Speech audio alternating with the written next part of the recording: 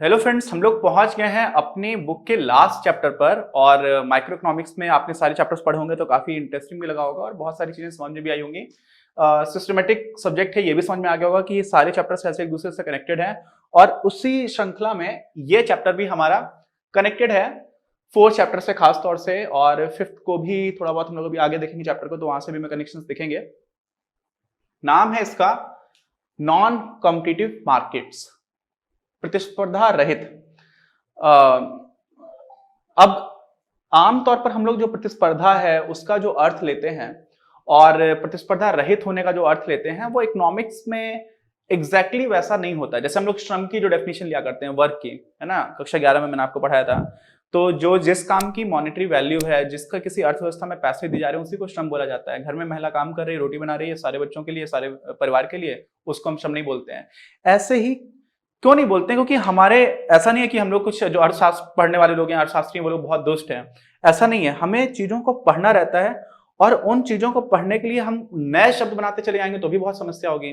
तो शब्दों को बहुत अच्छे से डिफाइन करना होता है। जैसे फिजिक्स में है, फिजिक्स में आप वही होता है कि वहां पर भी जो वर्क की डेफिनेशन आती है उसमें आता है कि आपने जिस दिशा में बल लगाया और उसी दिशा में विस्थापन हुआ, तब आप उसको कार्य मानते हैं। आप बल किसी और दिशा में लगा रहे हैं, विस्थापन किसी और दिशा में हो रहा है, तो उसको हम कार्य नहीं बोलते। 90 डिग्री पर अगर हो जाता है तो बिल्कुल जीरो कार्य हो जाता है, जबकि कोई तो थक जाएगा।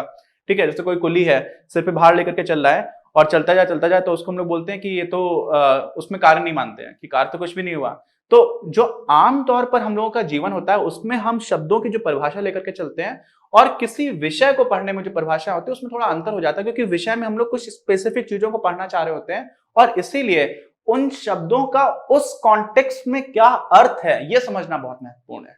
ठीक, अच्छा, तो अब यहां पर समझ लीजिए कि जो प्रतिस्पर्धा रहित का मतलब है, ऐसा नहीं कि वहां पे कोई प्रतिस्पर्धा नहीं है, सब लोग आराम से बैठ करके चिल कर रहे हैं, ऐसा बिल्कुल नहीं है।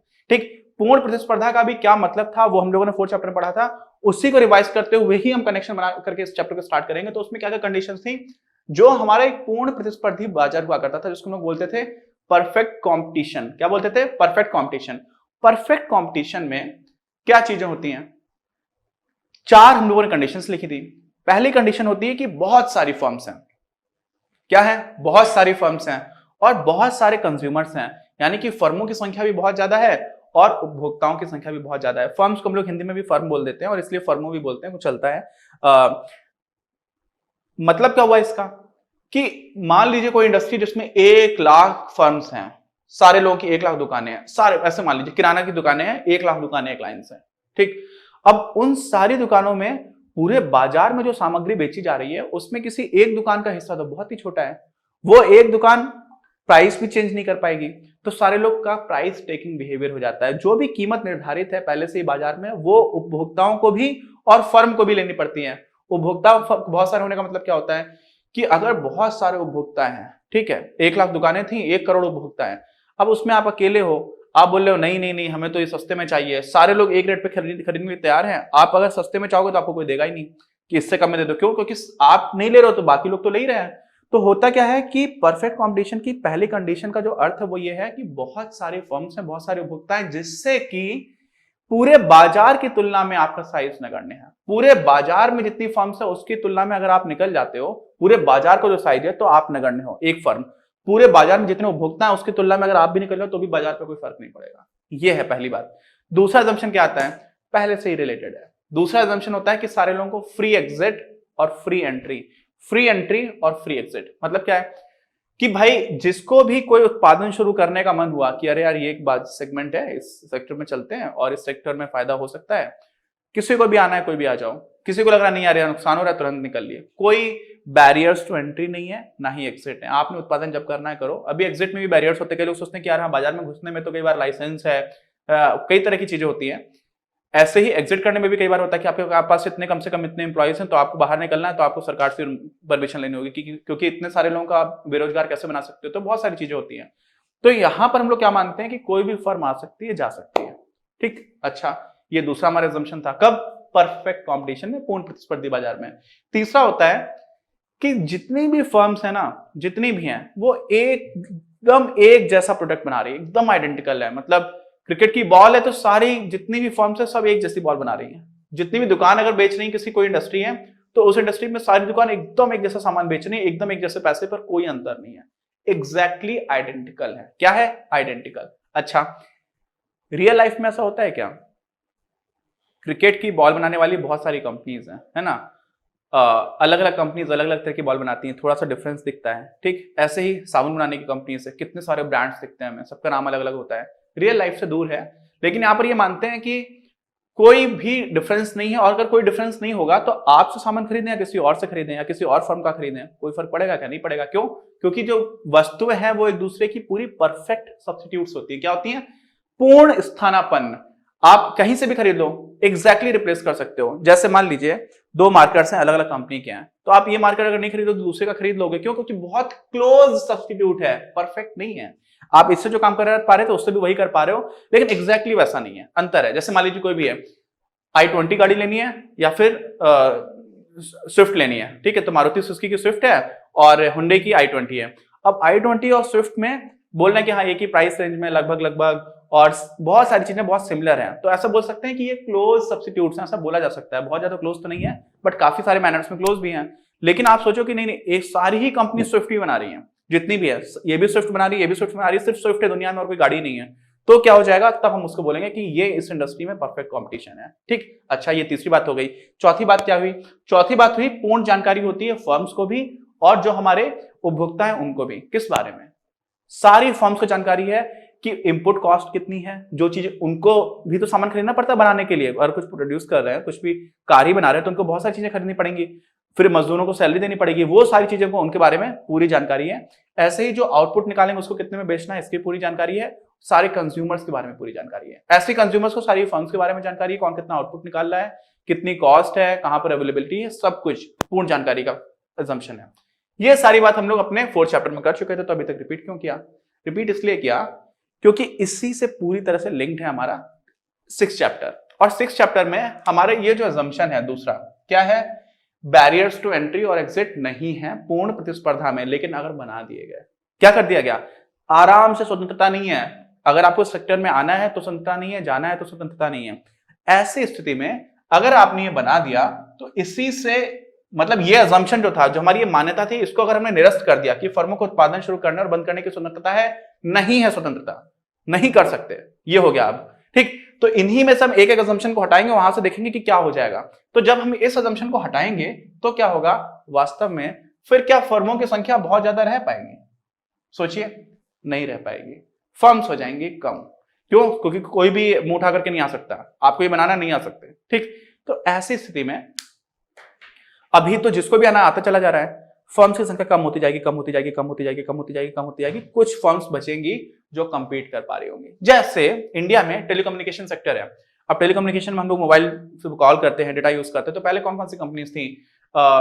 BSNL था, MTNL था, आइडिया था, वोडाफोन था, एयरटेल था, एयरसेल था, धोनी ऐड किया करते थे उसका, और टाटा का भी आया था, मुझे टू टू टू टू ऐसा करके कुछ याद नहीं आ रहा, नाम नहीं आ रहा, टाटा डोकोमो, तो डोकोमो आया था और एक टेलीनॉर आया था। ऐसे बहुत सारी कंपनीज आ चुकी थी और फिर भी वो उसको हम परफेक्ट कंपटीशन नहीं बोल सकते थे। लेकिन अभी क्या हुआ, उसमें और कंसोलिडेशन होता जा रहा है। कंसोलिडेशन मतलब संख्याएं कम होती आ रही है कंपनीज की। अभी एयरटेल है, जियो है, ये बड़ी कंपनीज रहेगी। BSNL काफी छोटा हो चुका था, वोडाफोन आइडिया मिलने के बाद भी स्ट्रगल कर रहा है, सुप्रीम कोर्ट का डिसीजन भी आ गया था।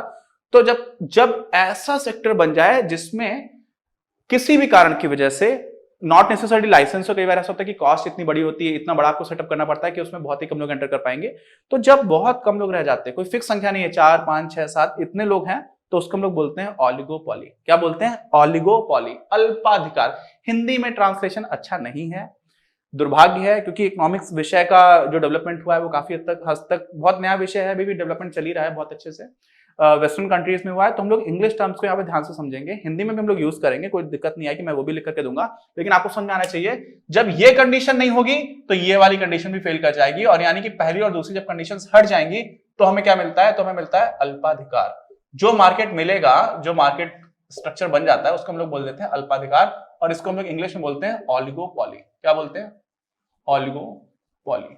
अच्छा, इसमें क्या हुआ? इसमें ऐसा हुआ कि बहुत सारी फर्म्स थी, खत्म होती चलेगी, खत्म होती चलेगी। क्यों? क्योंकि फ्री एंट्री नहीं रही। अब सब लोग जिसको मन आ रहा है वो नहीं कर सकता है, बहुत सारे कारण। लाइसेंस आपको मिलना है तो आप नहीं आ सकते, कि सरकार ने बोल दिया नहीं हम 3 ही कंपनी को लाइसेंस देंगे, बाकी देंगे ही नहीं, तो 3 ही फर्म्स रह पाएंगे, बाकी रह ही नहीं पाएंगे। दूसरा क्या हो सकता है कि इस इंडस्ट्री में घुसने के लिए बहुत पैसे लगाने पड़ते हैं।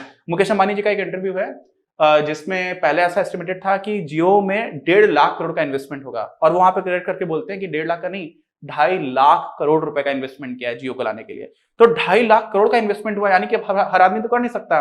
यानी कि अगर आपको किसी, अब मैं सोचूं कि मैं भी भारत में ऐसा करता हूं कि टेलीकम्युनिकेशन सर्विसेज प्रोवाइड करता हूं, कर ही नहीं सकता। उसमें जितने पैसे की जरूरत है वो बहुत ही कम लोगों के पास है, उस तरह का अरेंजमेंट बहुत ही कम लोग कर सकते हैं। तो वो भी एक तरह से क्या हो गया, बैरियर्स टू एंट्री हो गए, आप एंट्री नहीं कर पाओगे।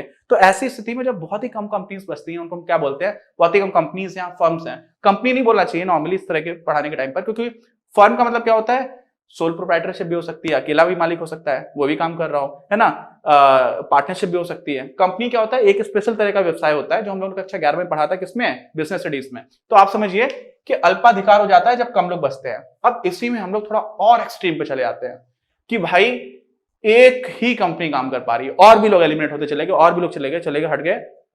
किस वजह से? क्योंकि फ्री एंट्री और एग्जिट बिल्कुल नहीं रहा। और मान लीजिए किसी देश में बोला कि नहीं हम एक ही कंपनी बनाएंगे और सरकार एक ही लोग को लाइसेंस देगी, तो एक ही कंपनी रह गई। तो जब एक ही कंपनी रह गई या एक ही फर्म रह गई, तो हम लोग उसको क्या बोलते हैं, तो हम लोग उसको बोलते हैं एकाधिकार। क्या बोलते हैं? इसी का और एक्सट्रीम वर्जन हो जाता है। अभी तो उसमें 4-5 कंपनीज थी, फिक्स नंबर नहीं है लेकिन कम थी, ठीक है। तो जब 5-6 लोग ही पूरे मार्केट को राज कर रहे हो प्रोडक्शन वाली साइड से, तो हम लोग उसको क्या बोलते हैं, ऑलिगोपॉली। और इसी का और एक्सट्रीम चले जाते हैं तो हम लोग उसको बोल देते हैं एकाधिकार। और एकाधिकार को हम लोग हिंदी में क्या बोलते हैं, मोनोपोली। मैं छोटा था तो एक गेम खेला करते थे हम लोग, व्यापारी क्लब, है ना, हिंदी में चलता था व्यापारी क्लब, मुझे बहुत मजा आता था। और उसी का इंग्लिश वर्जन होता है मोनोपोली। तो कभी वो भी आप लोगों ने शायद कुछ लोगों में से खेला हो। तो मोनोपोली भी होता क्या है कि एक ही कंपनी रह गई है और उसमें मोनोपोली बनाने की कोशिश होती है कि हाँ हमारे एकाधिकार हो गया, हम ही सब कुछ रूल कर रहे हैं, और वही गेम जीत जाता था, ठीक। तो ऐसे ही मोनोपोली क्या होती है कि जब एक ही कंपनी बची। आगे बात समझ में? अब क्या हुआ, ये जब 2 अजम्पशन हटाए थे तो मैं एक बार ऑलिगोपॉली मिल रही है, और वही अजम्पशन और एक्सट्रीम हो गया कि कोई भी और फर्म रहेगी नहीं, एक ही रहेगी, तो क्या हो जाएगा, मोनोपोली बन जाएगी। अच्छा, अब क्या करते हैं, तीसरा अजम्पशन क्या था हमारा, कि सभी फर्मों का उत्पादित निर्गत जो है, जो आउटपुट है, वो एकदम एक जैसा है, ठीक। सारे लोग एक जैसी क्रिकेट बॉल बना रहे हैं, सारे लोग एक ही जैसा मोबाइल बना रहे हैं, सारी कंपनी एकदम एक जैसी कार बना रहे हैं, सारे लोग एकदम एक जैसा मार्कर बना रहे हैं। ये रियलिटी तो होती नहीं है।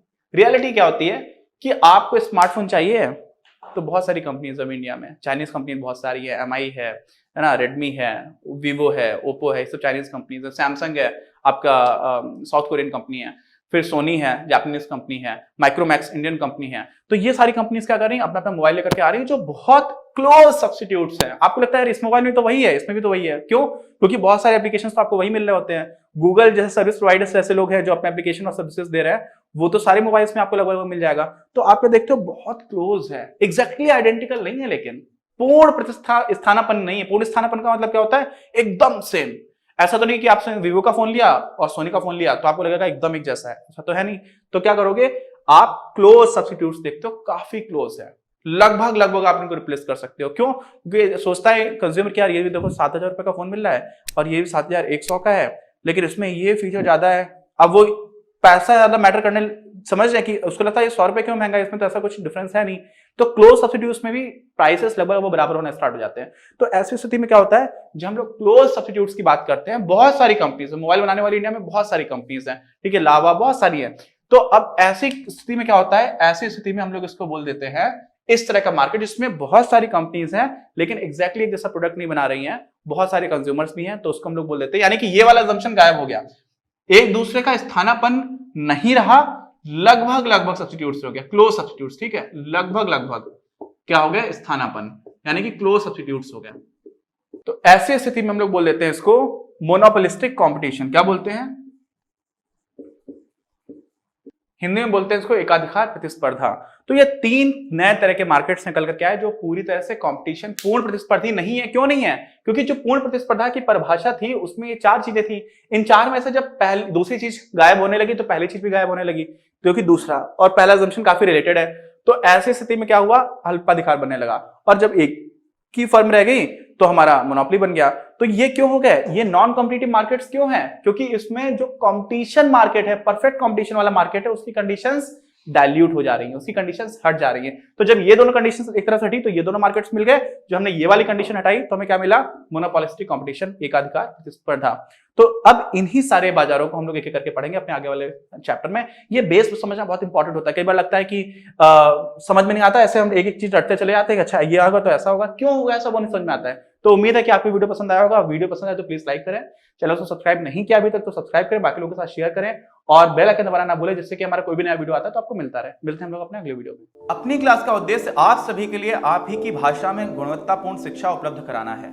कक्षा 12 तक के सभी प्रमुख विषयों पर हम वीडियोस बना रहे हैं और कुछ विषयों पर वीडियोस आपके अपने चैनल अपनी क्लास की ही अन्य प्लेलिस्ट पर अपलोड भी हो चुके हैं। ज्ञान के प्रकाश से देश को सशक्त बनाने के हमारे इस प्रयास में इस चैनल को सब्सक्राइब करके और लोगों के साथ शेयर करके अपना बहुमूल्य योगदान जरूर दें। पढ़ेगा इंडिया तो बढ़ेगा इंडिया।